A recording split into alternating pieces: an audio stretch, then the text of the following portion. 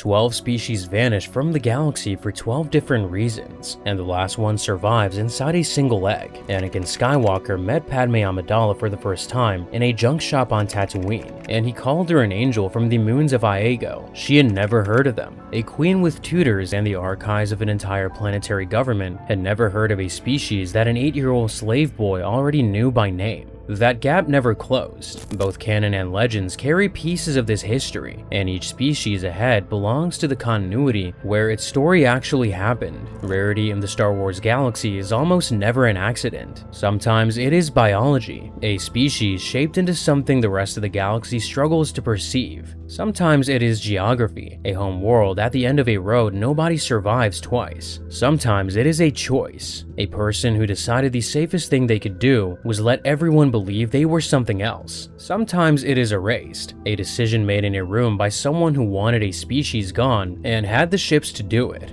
The angels Anakin describes sit at number 11, and every species ahead of them vanish for a stranger reason than the last. You could sit beside the first of these species on a Coruscant transit line and never realize it was there. The Defel came from a world called Aphel, buried deep in the outer rim in the Legends material, orbiting a star that burns hard ultraviolet. Everything about them was shaped by that light. Their eyes evolved to see ultraviolet light, which means the visible light the rest of the galaxy navigates by, to a Defel, essentially darkness. Their skin reflects that same ultraviolet band, which produces the effect the galaxy remembers them for. To almost every other species, a Defel does not look like a person at all. A Defel looks like a shadow with red eyes. They register as living silhouettes in the Legends material, and the accounts agree on how outsiders react. Most beings who encounter one assume they are looking at a trick of the light, something at the edge of vision that resolves into nothing when they turn their head. In the Legends novel Dark Force Rising, a Defel works the ruins on Wayland, treated as a curiosity that nobody around him quite understands. He is not mysterious because he is hiding. He is mysterious because the people looking at him do not have the eyes for it. He left home, which almost none of them ever do, and that is the only reason he exists in the wider galaxy at all. Aphel itself does the rest of the work. The atmosphere is thin. The gravity is heavy enough to punish anyone who evolves somewhere gentler. The local wildlife has spent millions of years learning to hunt anything that announces itself in visible light, which makes an off-world visitor carrying a lamp the most obvious meal on the planet. For a Defel, going home is simple. For anyone else, reaching one is close to impossible. Their rarity is not tragic. As far as the record shows, nobody attacked them. Nothing tried to wipe them out. Their biology grew into a shape the rest of the galaxy cannot easily see. They became rare by accident, and by the time anyone thought to look for them, they had already fallen off the maps. Somewhere else in the galaxy, a species glows bright enough to blind anyone who gets close, and still, nobody can reach them. Iago is a real planet in the deep galaxy, and everything Anakin said about angels was a story he heard rather than a story he invented. The whole exchange plays out inside Watto's shop in the Legends novelization. Angels live on the moons of Iago, or so the pilots say. They are good and kind, beautiful enough to make hardened space pirates cry like small children. He is not making a pass at her so much as reporting something he considers an established fact, because he heard it from the traders and freighter pilots who drift through Mos Espa. Yet Padme's answer is the part that matters. Iago sits on one of the tangled edges of the galaxy, walled off by unstable hyperspace routes, drifting wreckage, and gravitational anomalies that make a direct approach dangerous even in the Legends reference material. Ships get in, not many get out clean. In the Clone Wars, Anakin and Obi-Wan land there and then discover they cannot leave, held in orbit by a malfunctioning superweapon that turns the entire system into a prison with no warden. The planet's own name became a warning long before anyone confirmed what lived on its moons. A species does not need to hide when the map does the hiding for it. That mechanism produces something stranger than obscurity. When a real place sits at the end of a dangerous road, known space stops meeting the people who live there and starts telling stories about them instead. Pilots who cross the barrier once come back with a story about angels. Pilots who never cross it repeat the story anyway. Each retelling sands off a detail and adds a flourish, until the account sits somewhere between a travel report and a religion. The Diatham are described as winged, radiant, and beautiful in a way that overrides judgment. Whether that pull is a genuine property of the species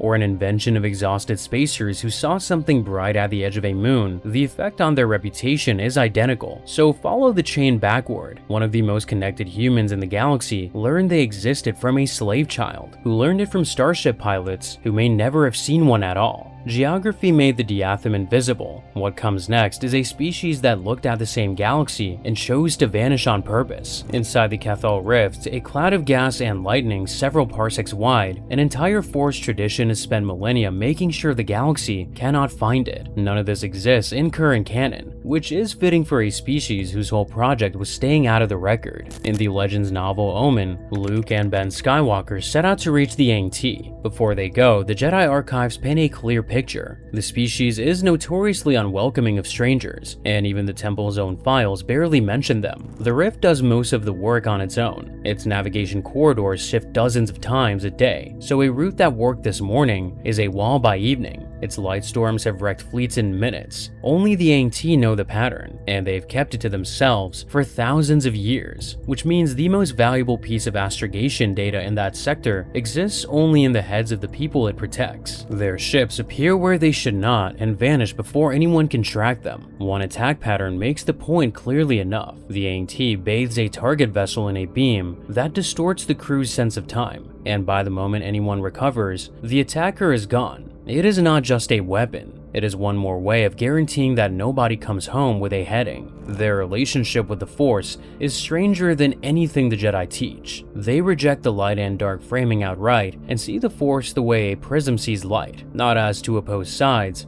but as a continuous spread of gradations. The Aing-Tii respect the Force too deeply to use it as a tool, a quiet rebuke of essentially every Force tradition the audience has ever been shown. They also invented flow walking, the ability to move through visions of the past and the future, which Jacen Solo learned from them and which the Jedi still barely understand. They admit outsiders only when they need something specific. The Aing-Tii collect sacred relics, but their own faith forbids them from touching those relics, so they occasionally require hands that are not theirs. The objects come from what they call those who dwell beyond the veil, and their entire doctrine is built around not disturbing them. Yoda once sent a dying smuggler to live among them for healing. Jacen Solo studied there for months. What he carried back into the Jedi archives amounted to a few pages, and that gap says everything about what he cannot bring home. Even a Solo, with a Jedi Master's training and a Solo's talent for getting into places, could not bring their secrets home. The Aing-Tii hid inside a nebula. The Chuktai hid in plain sight by letting the galaxy believe they were livestock.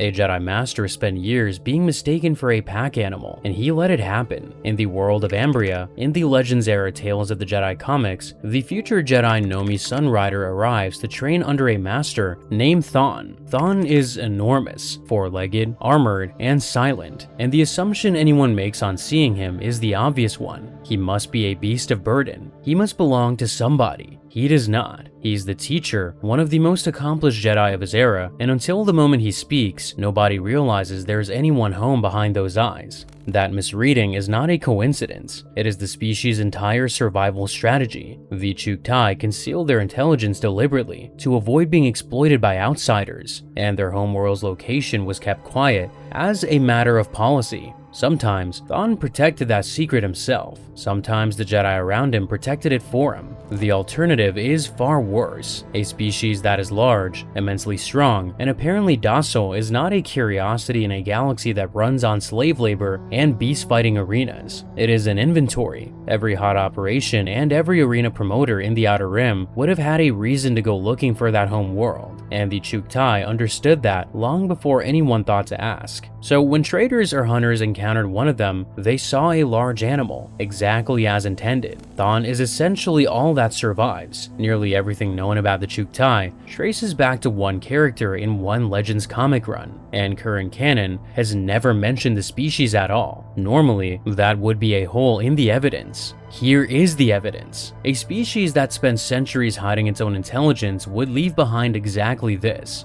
One individual, no home world on any chart, no population figure, and no second example to compare him to. The gap in the record is the record. For the Netti, the problem was the opposite. They had all the time in the galaxy, and time still did not save them. For centuries, one of the most powerful Jedi in the galaxy stood perfectly still and passed as furniture. His name is Ud Banar.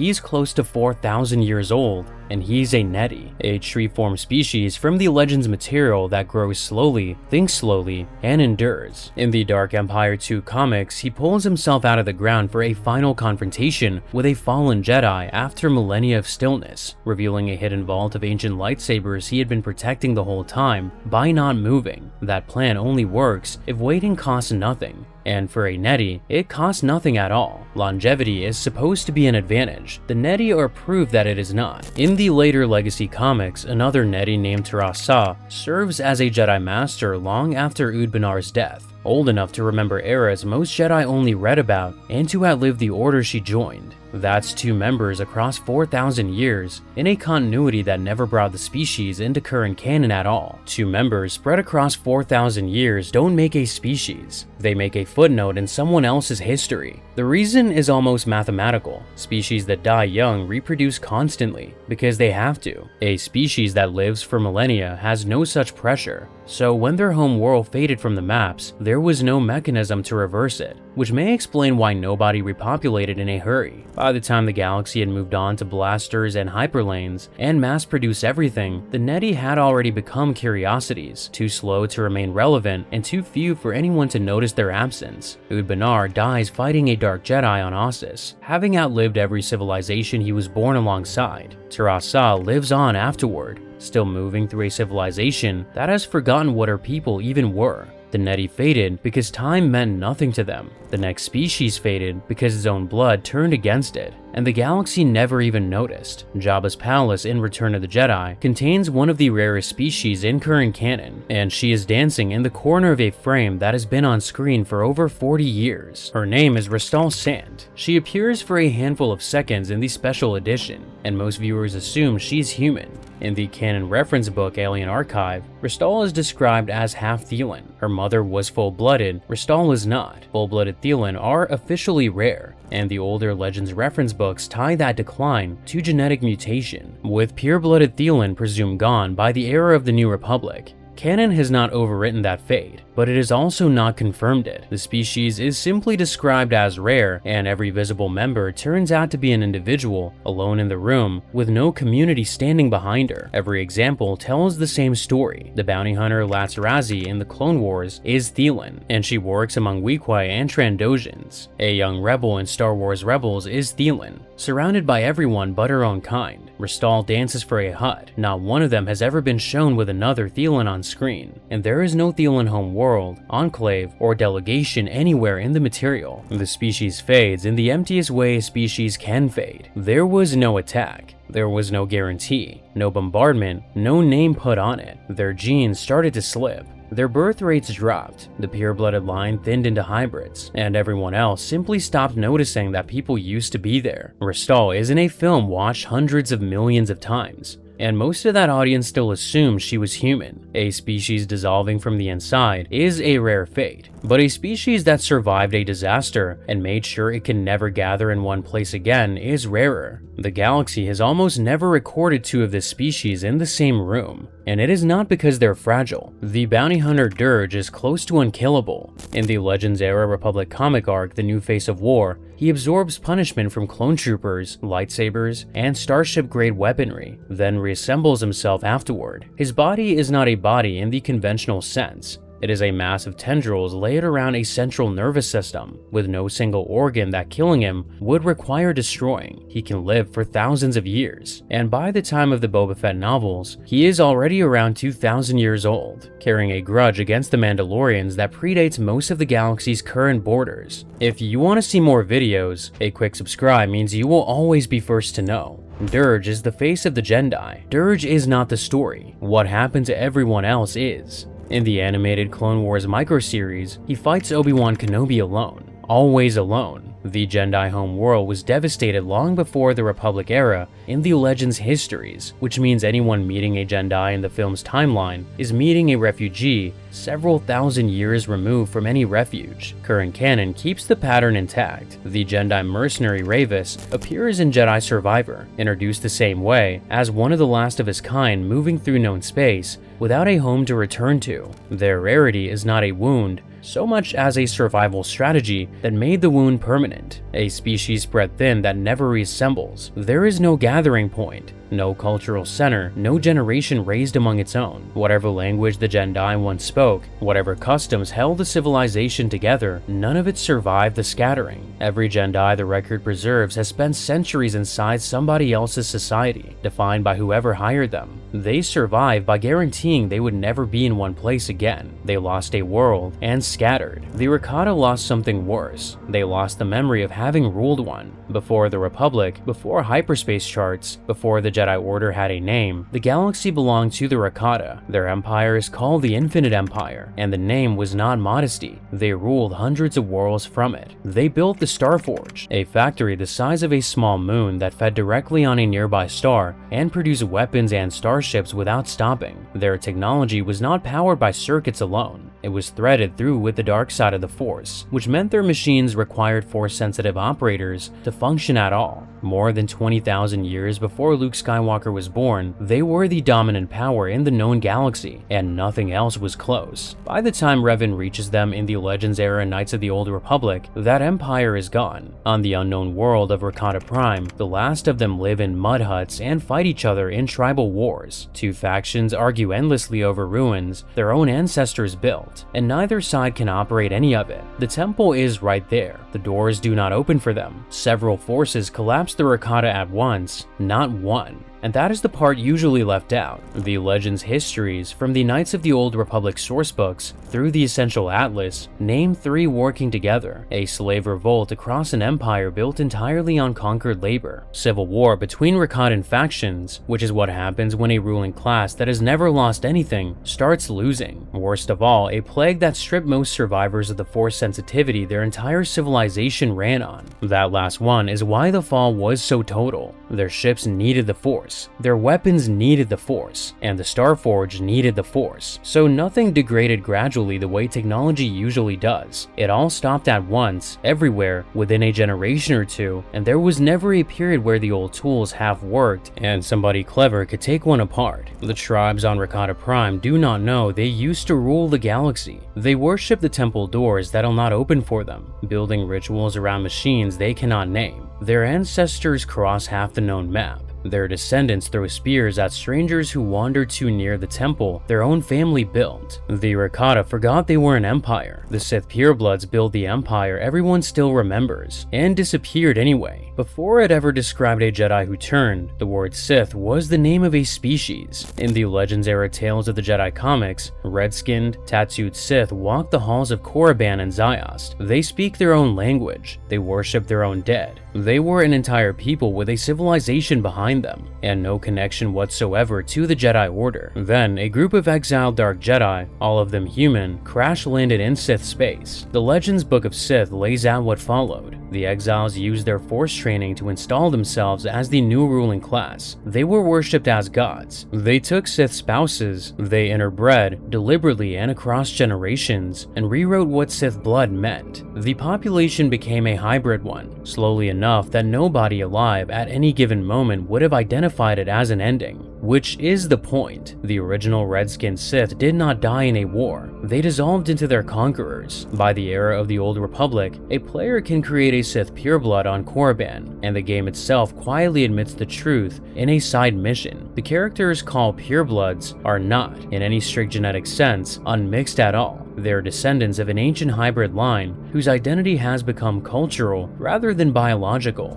The Sith conquered the galaxy in the sense that the word won. Because success turned Sith into an idea, the species behind the word lost quietly over the centuries, and the original bloodline became a footnote. That vanishing took generations, and nobody noticed. The Firrerreo vanishing took days, and nobody could stop it. Somewhere in the deep galaxy, a passenger freighter drifts, half powered down, full of coffins. Leia Organa Solo boards that ship in the Legends novel The Crystal Star, and finds what is left of a species she had been told was extinct, the Firrerreo. The Empire wiped them out with a biological weapon so dangerous nobody dared land afterward. She had believed those reports for years. Then she starts opening the pods, one by one. Some are dark, and their occupants have been dead a long time. Others still hold the living. Adults with striped hair and golden skin put into deep sleep before their world burned and left there. Their biology regenerates through serious injury. A second eyelid slides across their eyes as they sleep.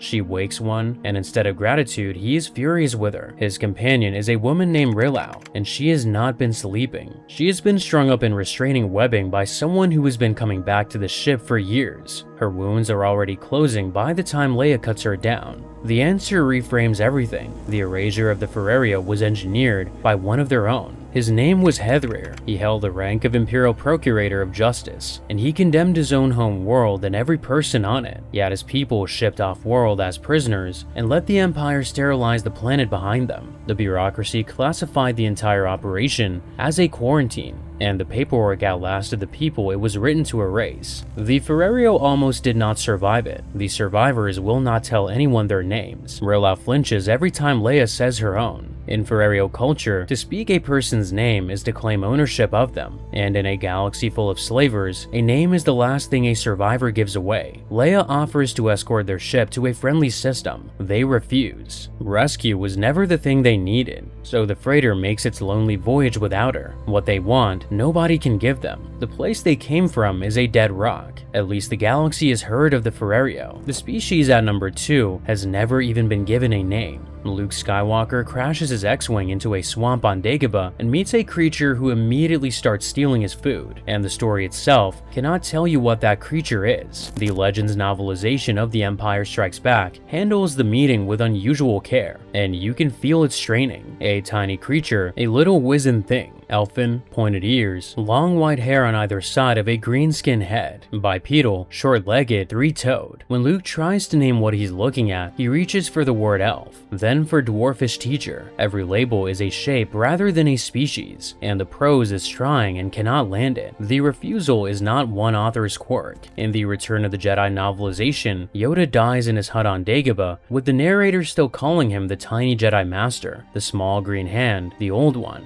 900 years of history end without his people being named once. The Phantom Menace novelization follows suit, cataloging Ki-Adi-Mundi's posture, Adi Gallia's beauty, Depa-Billab's slender frame, and even Peel's crested marble face, then reaching Yoda and calling him only a small and wizened presence among much larger beings. Those novelizations are the old Legends versions of the films, and current canon does exactly the same thing. Yoda and Yaddle sit together on the Jedi Council, two members of the same species, in the same room, and nothing is said. Yaddle later dies in the 2022 canon animated series, Tales of the Jedi, refusing to bow to Dooku, still unnamed as a person. Din Djarin walks into a room on Arvala 7 and finds Grogu in a floating pram. Ahsoka says the child's name. Luke eventually takes him for training. In every one of those scenes, the species is on screen, and nobody says what it is called. Grogu appears in Alien Archive without his species ever being named. Timelines follow the same silence. 3 known members across the whole of current canon on screen, and every one of them was in hiding or under protection when we met them. Yoda in a swamp at the edge of nowhere, Yaddle behind Jedi Order security on Coruscant, Grogu in an Imperial lab, then in a bounty hunter's arms, then in a Jedi's temple. Every one of them is unusually powerful in the Force. Rarity here may be genuinely small numbers, or it may be small visibility, and nobody in the Republic,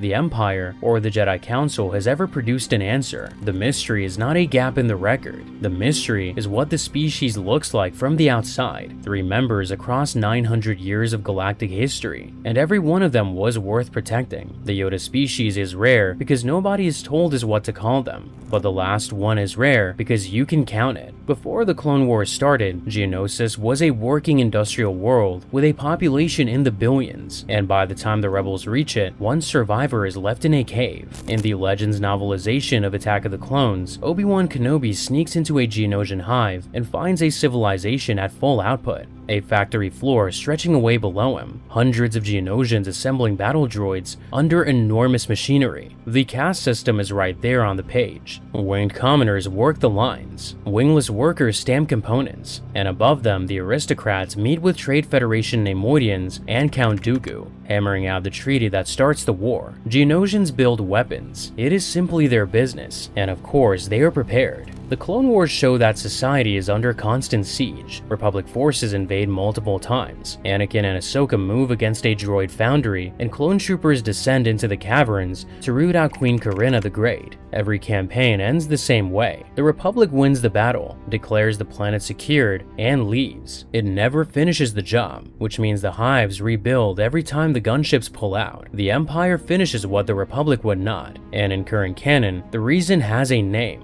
the Death Star. The Emperor did not want witnesses. The Geonosians had built early frames for the Superwoman in their own skies, which meant every one of them carried knowledge the Empire had decided nobody would be allowed to hold. In Star Wars Rebels, Kanan and Ezra go down to the planet years later with Saw Gerrera, and what they find is silence. Empty hives with wind moving through corridors once designed to be deafening, and nothing on scanners. In the space between Attack of the Clones and Rebels, the Empire sterilized an entire industrial civilization and never had to explain it to anyone. Arenas full of spectators, factories full of workers, armies full of soldiers reduced to nothing. Almost nothing. Saw's team finds one Geonosian alive in the tunnels, and the rebels call him Click-Clack. Filthy, cornered, and terrified, but carrying something, and he will not let anyone near it. When Sabine Wren finally gets him to trust her, he shows her what he has been protecting: a single egg, a queen egg. As far as anyone knows, the last one of its kind. Every other species above was rare because of a system: